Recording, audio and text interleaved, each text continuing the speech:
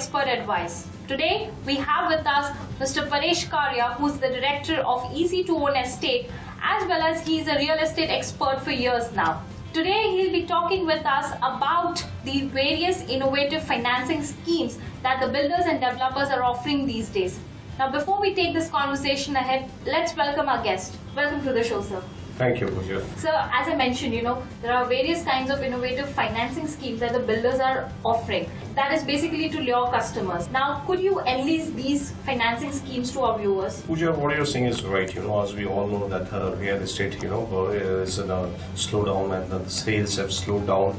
This has impacted not only the developers, but also housing finance companies and banks, whose loan portfolio is also not growing. So in order to get more customers, in order to pump up the sales and increase their numbers, banks and developers have come together and devised innovative finance schemes in order to lure the property buyers. Now, these schemes have been going on for the last 2-3 years, and of late, they have really picked up pace. Now, let me tell you the two most common schemes which are prevailing in the market. The first one is a subvention scheme, and second one is a parallel financing scheme. And there is also an innovation by which banks and developers are using a combination of these two schemes to give a very attractive home buying option to the home buyers. Okay, so you mentioned about the subvention scheme. Could I know more about it? Subvention scheme is what happens typically when you take a loan, in a conventional home loan. You need to pay 20% of your own contribution equity, 20 or 25% of your own contribution upfront. And the balance, 75 to 80%, is given by the loan given by the bank. Now, once you take a loan from the bank, you have to start paying EMI on that immediately as soon as the loan is disbursed. Correct. Now, what happens is, in case of a subvention scheme, the way it works is that you don't have to pay EMI on the loan immediately. You have to start, you only pay 20%, buy a property, bank gives a loan to the developer, and you start paying EMI only after a predetermined period of 2 years, 3 years, or let's say on possession. So like this way, you are not paying interest during the construction period. So I have heard somewhere, that RBI has disallowed subvention schemes. But still, if you see, the builders are offering the scheme. So what is your stance? Well, yes, there is a misconception and people think that RBI has disallowed the scheme. Now, in order to understand this, let us understand we need to go behind and look at the technical aspects of how the scheme works. Earlier what was happening was, along with the subvention scheme, there was another factor, another facility which was being used, that was called advanced disbursement of funds. Now, typically what happens is, when you take a loan from a bank for a property which is under construction, the bank is supposed to disburse the money stage-wise as per the stage of construction. So when you have taken a loan, you will pay 20% right now. Then after a certain level of construction is reached, the developer will make a demand on you. And if you have taken a home loan, then you pass on that demand letter to the bank, and bank will do the disbursement to the developer, and this happens stage-wise. Now, what happens is, advanced disbursement facility is a kind of a facility which is provided by the banks to certain reputed developers. Under this facility, the bank will disburse the money upfront even before the construction benchmark is reached. So instead of disbursing the money over a period of 2 years or 3 years, the bank will disburse the entire money upfront to the developer. Okay. So this is what was being used very effectively earlier. Now, this was a win-win for everybody. The developer, if he is borrowing the money from outside, other than banking sources, he would have to pay interest at the rate of at least 20% plus, right? And whereas if he goes in for a subvention scheme under which the bank disburses the money upfront, then he gets the same money at a rate of 10%, because it is a housing loan which is getting disbursed upfront. So the developer was saving on the interest cost. The bank was benefiting because it would start earning interest on the entire amount which is getting disbursed right from day one. And the consumer was benefiting because he was getting the property at the same price without paying any additional money, but he was saving interest on the EMI till the construction period or till a period of 2 or 3 years as per the terms of the EMI. However, there was an element of risk in this. And the risk was the bank is lending the entire money upfront to the developer. Okay. And there is a possibility, that money is given to developer even when it doesn't need it, because the construction has only reached the initial stage. So there was a risk that what if the developer defaults? What if the developer, there is also a risk that the developer may, hive off this money elsewhere. So in order to protect this, in order to protect the interest of the home loan borrower, because ultimately, even if the money is disbursed by the bank to the developer, the loan has been taken by the home loan borrower, and he has to repay it to the bank. So in order to safeguard the interest of the home loan borrower, the bank had done away with the advanced disbursement facility. Okay. So they have not discontinued the scheme per se, they have done away with the advanced disbursement facility. So today, if you see that developers are still offering this 2080 scheme, they are still offering the subvention scheme, but they are not getting advanced disbursement of funds from the banks, which used to happen earlier. In this case, they are only getting construction linked disbursement from the bank. Okay. So this whatever they are paying, whatever EMI they are paying on behalf, to the behalf of the home loan borrower, they are paying it out of their own pocket. Okay. So in this case, is it advisable for customers to go for subvention scheme? Well, it depends, whether one should go for subvention scheme or not will depend upon, at what price is getting the property. Okay. Now, suppose if the developer is charging a higher price and then giving a subvention scheme, then, it doesn't really make sense. Let me give you an example. Suppose a property in, let's say, Andheri is going at a rate of 15,000 rupees per square feet. That is the market rate.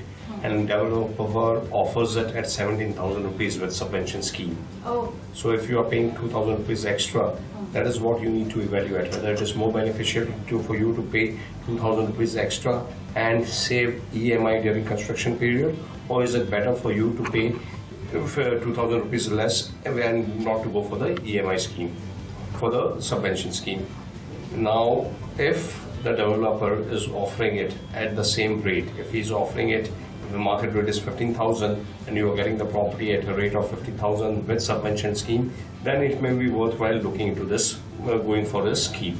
Okay. So what are the fine prints that one should look at when he goes for such schemes? Yeah, the first thing that one needs to look at is what we have already discussed, is whether is that developer charging anything extra in order to give this subvention scheme.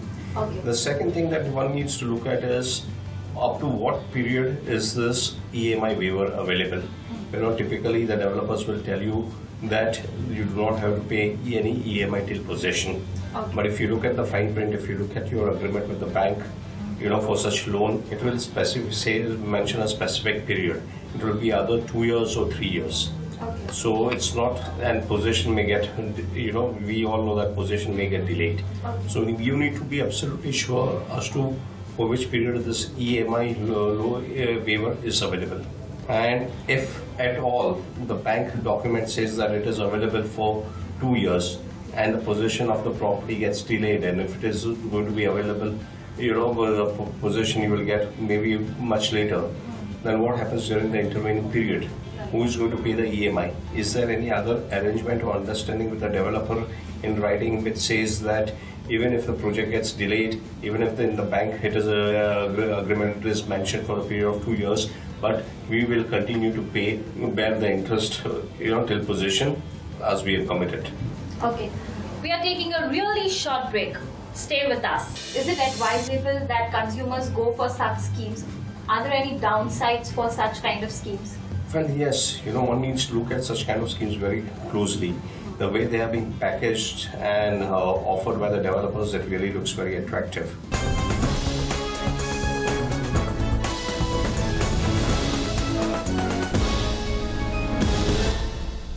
Welcome back to Expert Advice. Now we have also seen advertisements saying that book a flat by paying just 5%. So what are these schemes? But that's a very interesting question. Of late we are seeing a lot of newspaper ads and other ads screaming, you book your homes by paying just 5% or book home by paying just 10 lakhs or 11 lakhs.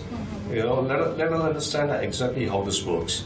When you, like we discussed earlier, when you are buying a property and you are availing a home loan, you need to give your own contribution of 20% or 25%, and balance 75 to 80% is funded by the bank. Now, earlier what used to happen was you were supposed to bring in your entire contribution of 20% or 25% upfront. Only after that, the bank will disburse the loan. Now, because of the market conditions that we discussed earlier, banks are very eager to expand their loan portfolio, and they're giving a lot of flexibility with regard to this terms. So what one can do is, instead of bringing your own contribution of 20% or 25% upfront, you can bring it in stages. For instance, if you have to pay 25% loan, you bring in only 5% now, and the bank will disburse 70%. And then towards the end, after a tenure, where the next balance 20% becomes due, you pay it to the developer after 2 years or 3 years, the next 2 installments of 10% each. This is how a typical, by paying just 5%, you can buy a property and register it in your name. And you can postpone the paying your initial contribution by 2 or 3 years. Okay, so now, is it advisable that consumers go for such schemes? Are there any downsides for such kind of schemes? Well, yes, one needs to look at such kind of schemes very closely. The way they are being packaged and offered by the developers, it really looks very attractive. But one really needs to see that, is it really requires this kind of a facility? Now, what you are doing over here is that you are taking the more loan amount initially. You are just paying 5%. If in the conventional loan, you would have taken 25% of your own money, and then stage-wise, your bank loan disbursement would be spread over a period of time and would be pushed to the later date. Here you are preponing the loan amount. You're just paying 5% and drawing the loan amount immediately. So you will end up paying, because you have taken loan earlier, you will end up paying more interest. Correct. Right? So one needs to see whether you really need it. If you have your own funds available to the extent of 20%, then it is better you put your own money. Just because your property is available by paying 5%, it doesn't mean you need to rush into it. Because ultimately you will have to pay higher loan for that. Correct. So it depends if you really need such kind of a scheme. If you genuinely do not have funds available to buy a property, then you can go for such kind of schemes. But if you have money already available over there, then such schemes are not attractive for you. Okay. So do you feel like subvention, even these schemes would be disallowed? Well, one needs to see, what kind of stand RBI takes on that. There are inherent kind of concerns with this kind of a scheme. When one is paying just 5% and availing of a loan. Now, and if suppose the market corrects, let's say you have bought a property. Okay, like subvention, do you think RBI would also put restrictions to these kind of schemes? Well, it needs to be seen. The schemes have been around for quite some time, and it needs to be seen what stand RBI takes on that. As of now, they have not taken any adverse view on this particular scheme. But going ahead, one doesn't know. Because considering the fact that inherently there are some risks associated with this kind of schemes. For example, if you're buying a property, let's say 1 crore worth 1 crore, by paying just 5%, which is 5 lakhs. And suppose tomorrow, if the property market tumbles or corrects and the prices come down, and the prices of this property which you have bought for 1 crore becomes, let's say, 80 lakhs, and you have paid just 5 lakhs. So would you still buy the property when you pay the balance amount, or would you, discontinue? You will say that I've paid the 5 lakhs rupees, forget it, and default to the bank. I think I'll do the latter part. Yeah, we have seen this kind of situation happening in other markets. If you remember, in Dubai, this kind of situation was quite common. About 5 years back, property buyer market in Dubai was booming and people were leveraging a lot. They were paying just 2% and 5% and buying a property. And then suddenly, after the Lehman crisis, the property prices crashed by more than 30-40% over there. And we saw that, people just kind of started defaulting on the loans because it was no longer viable for them to buy their property and service the loan. but that's quite illegal if you see. Yeah, but then that is a risk, that's a default which the bank has to take. So more than RBI, I think it is the banks which should be careful in advancing this kind of loans. We talked about subvention scheme and we spoke about this particular scheme. Now, are there any other innovative financing schemes besides these two? Yes, of late what has happened is bankers and developers have become really very smart. They're using a combination of the subvention scheme and a parallel funding scheme in order to attract the buyers and give them the best of the benefits of both the schemes. So the way this works is that you pay only 5%. You buy a property by paying just 5% down payment. 70% is disbursed, let's say 70 or 75% is disbursed by the bank. Now here the subvention comes into play. For whatever loan amount the bank has disbursed, you do not pay any EMI. Okay. So EMI will start only at the time of possession or after completion of 2 or 3 years. And you need to pay your balance installment of 20% or 25% towards the end of the loan tenure, towards when the property is nearing completion. So here you can buy a property by just paying 5%, though there is no cash outflow for the next 2-3 years, and you start paying your EMI only after you get the property. So this is a very attractive scheme, and many people get lured away and go in for this kind of schemes. Okay. So we spoke about subvention scheme and the one scheme that you spoke about last. So I would like to ask, are there any other innovative financing schemes besides these two? You see, nowadays the banks and the developers have become very smart in structuring the schemes. So they are using a combination of both the schemes to offer a very attractive proposition to the home buyers. What they do is they combine subvention scheme along with the parallel funding scheme and try to give the best of both benefits to the home loan takers. Okay, so are there any examples that you could mention regarding the same? Yeah, say for instance, when you're going you're buying a property, in such scheme what will happen is you pay only 5%, you buy a property and then you go for a loan. The bank will disperse 70% to the developer and you don't have to pay any EMI on the 70% to the bank. Your EMI will start only after possession, so it works as a subvention. But instead of paying your entire 20% or 25%, you have paid only 5%. The balance 20% that you have to pay to the developer of your own contribution to the developer will be done at a later stage when the property nears completion. So here you get an advantage by just paying 5% of the value of the property. You are buying a house. You are not paying any EMI, so there is no cash outflow till possession, and your own balance contribution of 20% also comes more or less towards the end when the property is almost ready. Okay. We are taking a really short break. Stay with us. Do you feel the consumers should go with the kind of innovative financing schemes that the builders and developers are offering? Well, as you see, Pooja, all the schemes, like we said, are being offered in order to lure the buyers. Correct.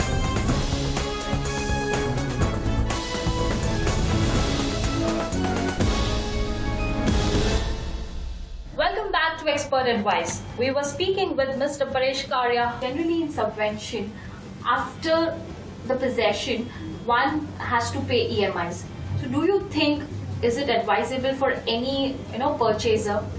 Well, you're absolutely right. What happens is, in case of a subvention scheme, once you get a possession, you start paying EMI and it works just like any other loan. So at that point of time, you have to take a decision whether you would like to continue going in by paying an EMI and paying interest at a normal rate, or would you like to switch over and move over your loan to some other lender who is offering interest at a lower rate, or whether you would like to repay the loan and reduce your EMI. Okay, so all of the schemes that we spoke about right now, they all involve taking a loan from the bank. So here I would like to ask you whether there are any innovative financing schemes offered by the builders or developers that do not involve taking a loan from the bank. Yes, there are many developers who are offering flexible payment terms where you have to delay your payments, and the best part of it is that it does not involve taking any loan, because all people may not be eligible for taking a loan, or all the people may not be willing to go in for a loan. So in order to attract prop up sales and attract buyers, what developers will do is they will provide you a very flexible payment plan. For instance, they will say that you pay only 20% now for the property, and balance 80% you can pay on possession. So in between there is no loan, there is no EMI, it's only that developer, you are referring your payment to the developer. There are other variations of such schemes also. Like recently we have seen a very well-known developer from Mumbai offering this kind of a scheme whereby you pay only 20% upfront, another 40% you pay after maybe a year and a half, and another 40% you pay only at the time of possession. Okay. So developers are coming out with various such combinations and options in order to prop up the sales. Okay, sir. There are so many schemes available in the market right now. The builders are offering some, and they're constantly trying to, offer consumers with new schemes every now and then. Now, in this scenario, do you feel the consumers should go with the kind of innovative financing schemes that the builders and developers are offering? Well, as you see, Pooja, all the schemes, like we said, are being offered in order to lure the buyers. Correct. So it is up to the buyers to see what is exactly they need. When they are buying a property, like we said, it is a very big decision. They are spending, huge sum of money. So first thing they really need to do is, just because something good is already in the market, it doesn't mean that you should go and buy it.